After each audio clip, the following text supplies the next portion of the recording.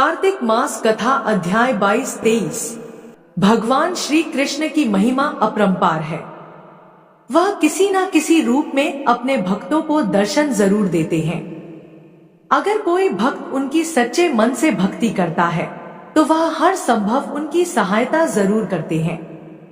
अगर सच्चे मन से पूरी तरह समर्पित भाव से भगवान की भक्ति की जाए, सुध बुध खोकर अगर सिर्फ भगवान का ही ध्यान किया जाए, सब कुछ मोहमाया त्याग कर अगर केवल प्रभु में ही मन लगा लिया जाए, तो भगवान अपने भक्त को कभी संकट में नहीं रहने देते, उसे हर संकट से तार लेते हैं।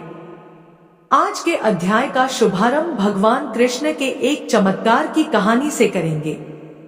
अगर आज की यह कहानी आपको पसंद आए तो वीडियो को लाइक करके, हो सके तो शेयर जरूर कीजिएगा। भगवान श्री कृष्ण की जन्मभूमि में हर जगह आपको कुछ ना कुछ आश्चर्य ऐसे दिखाई देंगे जो भगवान से जुड़े हैं। कहा जाता है कि इसकी वजह यहाँ कण-कण में भगवान कृष्ण का वास माना जाता है। वृंदावन में भी आपको ऐसे बहुत सारे आश्चर्य दिखाई दे जाएंगे। यहाँ पर कई संत भी हुए हैं, ऐसे संत जिनके चमत्कारों के किस्से हमेशा सुनाई देते हैं। आज भी अनेकों संत वहाँ पर हैं, जिनके आश्चर्यजनक चमत्कारों को यहाँ आने वाले श्रद्धालु अक्सर देखा करते हैं। ऐसे ही एक चमत्कार है पागल बाबा का मंदिर और उनके पागल बाबा। पागल बाबा और उनके इस मंदिर के निर्माण की कहानी बहुत ही दिलचस्प है, आप सभी को जरूर सुननी चाहिए। पागल बाबा मंदिर मथुरा वृंदावन मार्ग पर स्थित है। इसके बारे में कथा जनमानस में आज भी बहुत प्रचलित है। इसके अनुसार एक गरीब कृष्ण भक्त ब्राह्मण दिन भर ठाकुर जी का नाम जपा करता था। उसके पास जो कुछ भी था, या यूं कहे कि जितना कुछ भी रूखा सूखा उसे मांगकर खाने को मिलता, वह उसे भगवान की मर्जी समझकर खुशी खुशी खा लेता और अपना जीवन बिता रहा था।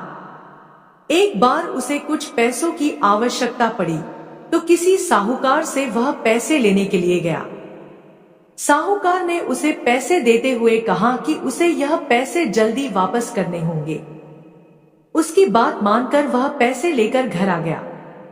अब वह ब्राह्मण हर महीने नियम से किश्त का हिसाब करके साहूकार के पैसे लौटाने जाता था। आखिरी किश्त के थोड़े दिन पहले ही साहूकार ने वसूली का एक पत्र उसके घर भिजवा दिया। यह देखकर ब्राह्मण बहुत परेशान हुआ और साहूकार से विनय करने लगा, लेकिन साहूकार नहीं माना। मामला अदालत में पहुंच गया। जज साहब अदालत में बैठे हुए थे। ब्राह्मण ने जज साहब से अनुरोध करते हुए कहा कि जज साहब, एक किश्त के अलावा उसने साहूकार का सारा कर्ज अदा कर दिया है और यह साहूकार झूठ बोल रहा है। मैंने तो हर महीने नियम से हिसाब करके किस्त चुकाई है। यह सुनकर साहूकार ने क्रोधित होकर दलील दी कि उसने कोई गलत व्यवहार नहीं किया है। जिस किसी के भी सामने इस आरोपी ने धन लौटाया हो, उसे अदालत में पेश किया जाना चाहिए। इतना सुनकर ब्राह्मण सोच में पड़ गया, क्योंकि साहूकार को जब जब धन लौटाया गया तब उसका कोई भी गवाह आसपास नहीं होता था। इस बारे में बहुत सोचते हुए ब्राह्मण को अंत में अपने भगवान की याद आई और गवाह के रूप में उसने भगवान कृष्ण का नाम ले लिया। भगवान कृष्ण का नाम सुनकर पहले तो जज साहब कुछ हैरान हुए, लेकिन बाद में ब्राह्मण से उनका पता मांगा गया। ब्राह्मण के कहने पर एक नोटिस बाके बिहारी के मंदिर में भेजा गया, क्योंकि जब अदालत में गवाही देनी होती है तब नोटिस मिलने पर गवाह को अदालत में उपस्थित होना ही पड़ता है। अब पेशी की अगली तारीख पर एक बूढ़ा आदमी कोर्ट में पेश हुआ और ब्राह्मण की तरफ से गवाही देते हुए कहने लगा कि जब ब्राह्मण साहूकार के पैसे लौटाने आता था तब मैं उसके साथ ही हुआ करता था। बूढ़े आदमी ने रकम वापस करने की हर तारीख को कोर्ट में मुहजवानी बता दिया, जैसे उसे सब कुछ एक एक तारीख के हिसाब से याद हो। साहूकार के दावे में भी बूढ़े आदमी द्वारा बताई गई रकम की जो तारीख थी वह भी सही निकली। साहूकार ने राशि तो दर्ज की थी, लेकिन नाम फर्जी लिखे हुए थे। इसके आधार पर जज ने ब्राह्मण को निर्दोष साबित कर दिया। लेकिन जज साहब अब तक हैरान थे कि इतना बूढ़ा आदमी इतनी सारी तारीखें भला कैसे याद रख सकता है। जज साहब ने उसके बारे में जब ब्राह्मण से पूछा कि यह बूढ़ा आदमी कौन है, तो ब्राह्मण ने उत्तर दिया कि यह सब जगह रहता है, लोग उन्हें श्याम, कान्हा, कृष्ण आदि नामों से जानते हैं। इसके बाद जज साहब ने फिर से ब्राह्मण से पूछा कि बताओ वह बूढ़ा आदमी कौन था। फिर ब्राह्मण ने कहा कि सच में मुझे नहीं पता कि वह कौन थे। जज साहब को इस बात से बड़ी हैरानी हुई। उनके मन में सवाल पर सवाल आ रहे थे कि आखिरकार वह आदमी कौन था। इसी पहेली को सुलझाने के लिए जज साहब स्वयं अगले दिन बाके बिहारी के मंदिर में पहुंच गए, क्योंकि ब्राह्मण ने जब गवाही का वह पता दिया था तो उसमें यही पता उपस्थित था। जज साहब जानना चाहते थे कि आखिर बीते दिन जो आदमी अदालत में गया था वह कौन था। मंदिर के पुजारी से जब जज साहब ने पूछा और सारे घटनाक्रम की जानकारी दी और बात की, तो पुजारी जी ने बताया कि जो भी चिट्ठी पत्री यहाँ आती है उसे भगवान के चरणों में रख दिया जाता है। जज साहब ने उस बूढ़े आदमी के बारे में भी पूछा, लेकिन पुजारी जी ने कहा कि ऐसा तो कोई भी आदमी यहाँ नहीं रहता। यह सब बातें सुनने के बाद जज साहब को लगा कि होना हो वे साक्षात श्री कृष्ण ही रहे होंगे। इस घटना का जज पर इतना असर पड़ा कि अपने आप को धन्य मानते हुए उन्होंने अपने पद से ही इस्तीफा दे दिया और घर परिवार भी छोड़ दिया और स्वयं एक संत बन गए। भगवान कृष्ण की भक्ति में रम गए। स्थानीय लोगों का मानना है कि बहुत साल बाद वह जज पागल बाबा के नाम से वृंदावन में वापस लौटे और उन्होंने पागल बाबा मंदिर का निर्माण कराया। तब से यह मंदिर पागल बाबा मंदिर के नाम से प्रसिद्ध है। इस मंदिर के निर्माण के बारे में एक और प्रचलित मान्यता है कि जब जज साहब को पता लगा कि उनके सामने साक्षात श्री कृष्ण ही अदालत में पेश हुए हैं, तब से वह श्री कृष्ण को ढूंढने के लिए इतने अधीर, इतने बेचैन हो गए थे कि अपनी सुध बुध खो बैठे थे। इस घटना ने उन्हें इतना बेचैन कर दिया था, इतना व्याकुल कर दिया था कि वह पागल से हो गए थे। इसके बाद वह जिस किसी भंडारे में जाते वहां से पत्तलों की जूठन उठाते और उसमें से आधा जूठन ठाकुर जी को अर्पित करते और आधा खुद खा जाते थे। उन्हें ऐसा करते देख लोग उनके विरुद्ध हो गए। लोगों ने उन्हें मारना पीटना भी शुरू कर दिया, लेकिन वह अपनी सुध बुध खोकर हर दिन भंडारों का जूठन खुद खाते और भगवान को भी खिलाते रहते थे। हारकर लोगों ने उन्हें पागल के रूप में मान लिया और धीरे धीरे उनका नाम ही पागल बाबा पड़ गया। कहा जाता है कि उनसे परेशान होकर लोगों ने एक बार उनके खिलाफ एक योजना बनाई, जिसके अनुसार लोगों ने भंडारे में अपनी पत्तलों में से कुछ भी नहीं छोड़ा ताकि वह ठाकुर जी को जूठन ही ना खिला सके। लेकिन पागल बाबा तो आखिर पागल बाबा ठहरे। उन्होंने वो सारी पत्तलों में से पोंछ कर जितनी भी जूठन हो पाई उन सबका एक निवाला बना लिया और अपने मुंह में डाल लिया। लेकिन इस आपाधापी में इस बार वह ठाकुर जी को भोग लगाना भूल गए। इस बात का एहसास होते ही बिना ठाकुर जी को भोग लगाए ही वे निवाला मुंह में रख गए। उन्हें लगा कि अगर वह पहले खा लेंगे तो ठाकुर जी का अपमान हो जाएगा और अगर यह निवाला बाहर थूक दिया तो अन्न का अपमान हो जाएगा। अब वह निवाला मुंह में लेकर ठाकुर जी के चरणों का ध्यान करने लगे।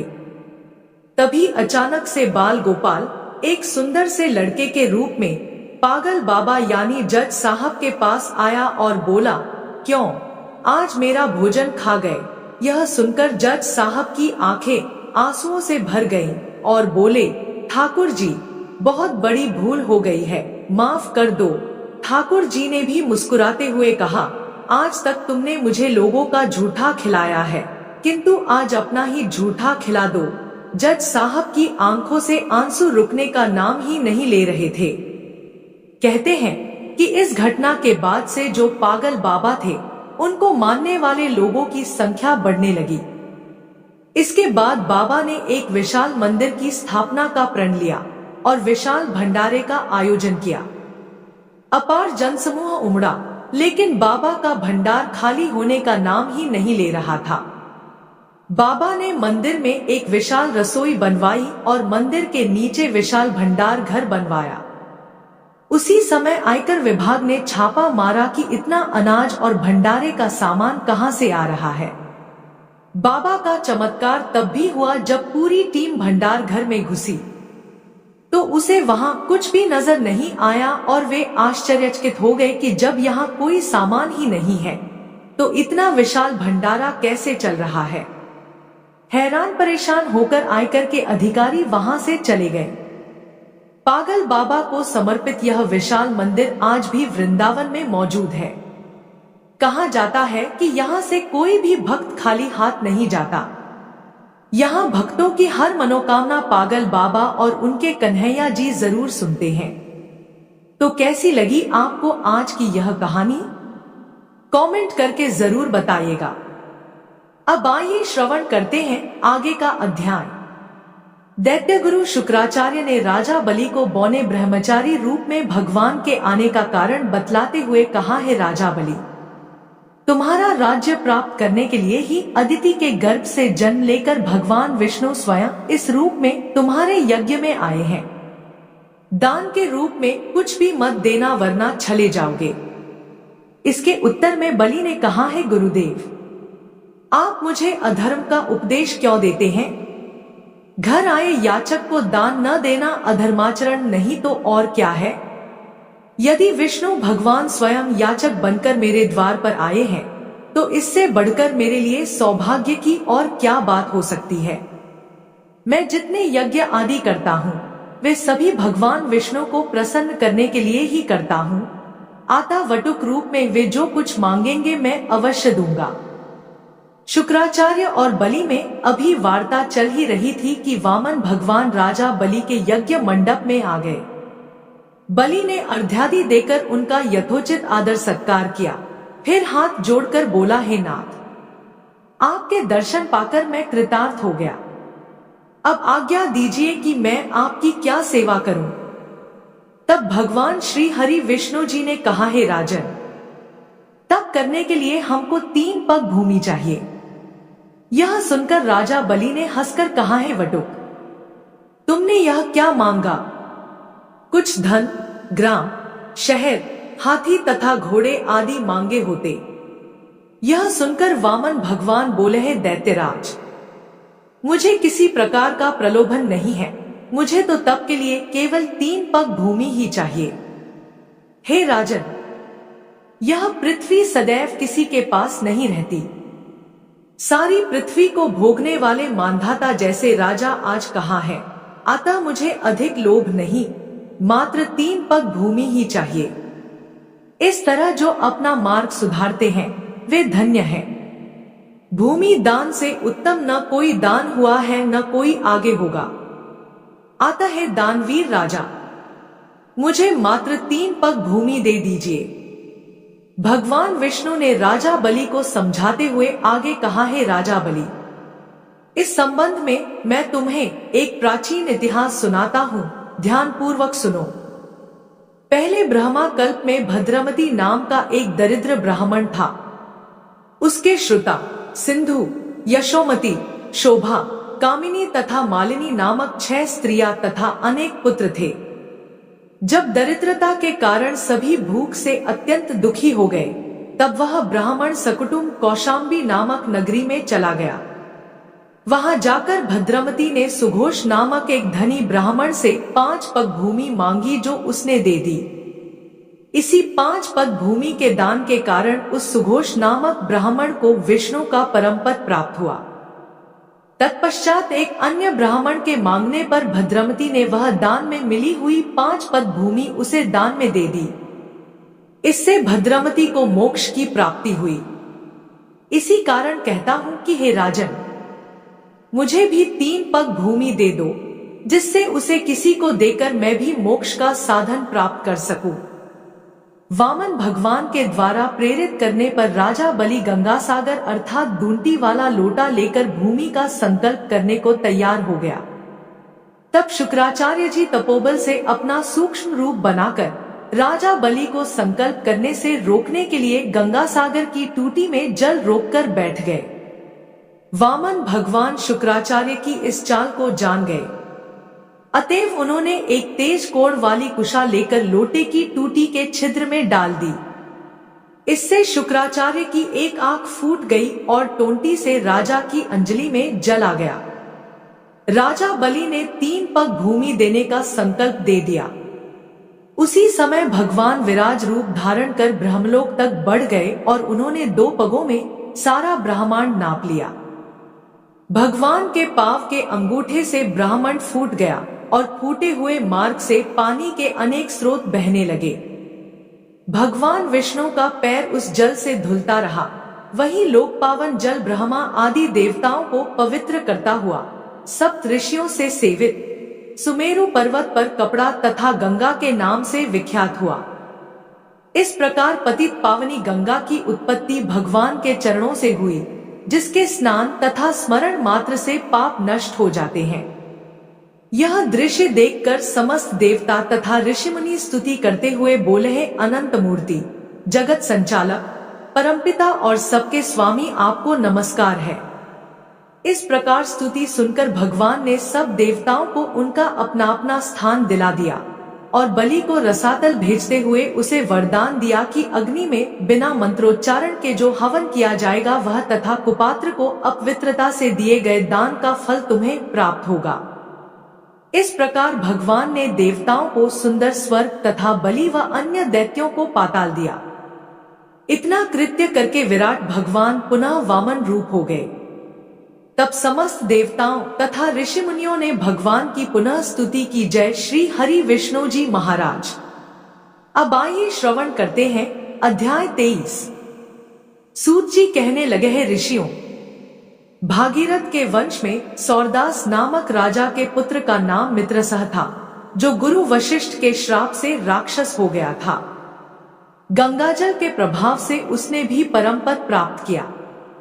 तब ऋषियों ने पूछा, है सूत जी, गुरु वशिष्ठ जी ने मित्रसह को किस कारण से श्राप दिया?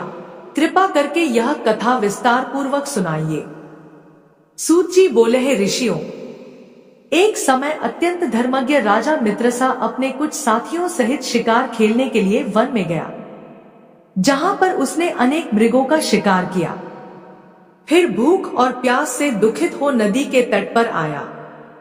राजा रात्रि भर वहां पर रहा और प्रातःकाल होते ही शिकार की खोज में पुनः चल पड़ा। कुछ दूर जाकर राजा ने देखा कि पर्वत की कंदरा में एक व्याघ्र और व्याघ्री मैथुन कर रहे हैं।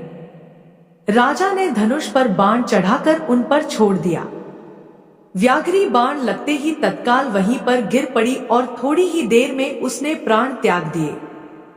तब व्याघ्र राक्षस रूप धारण करके अत्यंत क्रोधपूर्वक बोला, हे राजन, तुमने मेरे साथ घोर अन्याय किया है, मैं इसका बदला अवश्य लूंगा।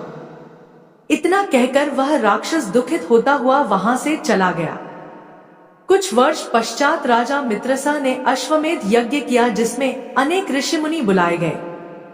गुरु वशिष्ठ ने ब्रह्मा विष्णु आदि देवताओं को विधिपूर्वक हवि देकर यज्ञ समाप्त किया और फिर स्नान करने के लिए नदी के तट पर चले गए। गुरु वशिष्ठ जी के यज्ञ मंडप से जाते ही वह राक्षस, जिसकी स्त्री व्याघ्री को राजा ने वन में मार दिया था, बदला लेने के लिए यज्ञ स्थल पर आया। वह गुरु वशिष्ठ का रूप धारण करके राजा से कहने लगा, हे राजन, हम मांस खाएंगे, आता हमारे लिए मांस बनवाओ, हम स्नान करके अभी आते हैं। इतना कहकर वह वहां से चला गया और रसोइये का रूप धारण कर मनुष्य का मांस पकाकर रख दिया। जब वास्तविक गुरु वशिष्ठ जी स्नान करके वापस आए तो राजा ने सोने के थाल में सजा हुआ मांस मिश्रित भोजन उनके आगे परोस दिया। गुरुजी ने ज्ञान दृष्टि से जान लिया कि भोजन मनुष्य के मांस से बना है। वशिष्ठ जी ने क्रोधित होकर राजा को श्राप दिया, हे राजन, तुमने हमको मांस मिश्रित राक्षसों के खाने योग्य भोजन दिया है, इसलिए तुम राक्षस हो जाओ। वशिष्ठ जी का श्राप सुनकर राजा ने विनय पूर्वक कहा, है गुरुदेव, आपकी आज्ञा से ही मेरा भोजन बनवाया गया है। राजा की यह बात सुनकर गुरु वशिष्ठ जी ने ध्यान धरकर देखा और राक्षस द्वारा छले जाने का संपूर्ण वृतांत राजा को बताया। तब राजा भी निरापराध श्राप दिए जाने के कारण अंजलि में जल लेकर उन्हें श्राप देने को उद्यत हुआ।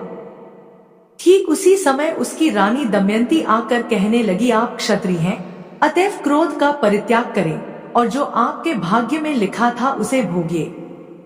जो मनुष्य अपने गुरु पर रोष करता है वह वन में जाकर ब्रह्मराक्षस होता है, अतः आप शांत ही रहिए।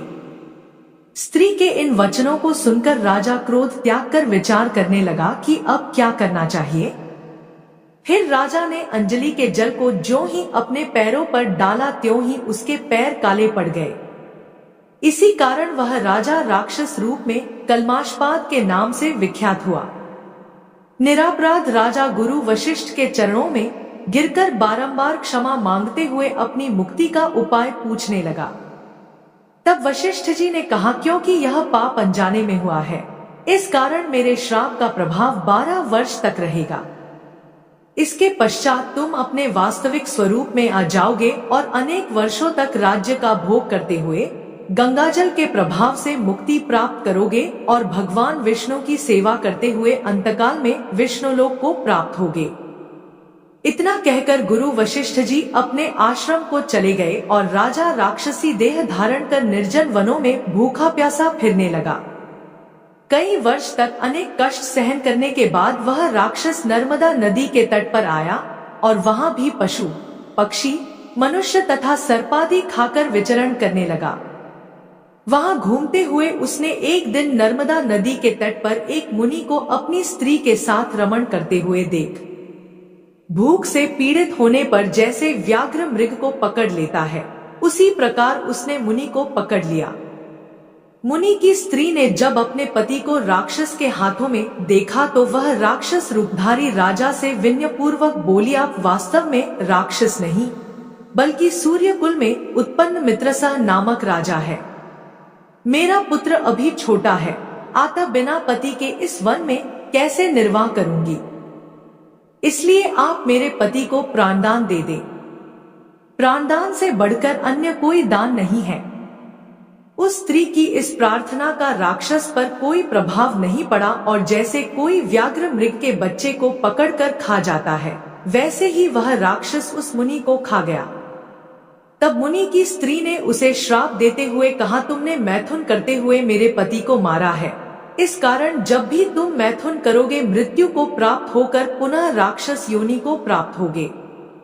यह 2 श्राप एक साथ सुनकर राक्षस देहधारी राजा भी क्रोधित होकर बोला, है दुष्टे, एक अपराध के बदले में तुमने 2 श्राप दिए हैं, इसलिए तुम भी पिशाचिनी बन जाओ। इसके पश्चात वह स्त्री पिशाचिनी हो गई और भूख प्यास से व्याकुल होकर उसी वन में इधर उधर फिरने लगी।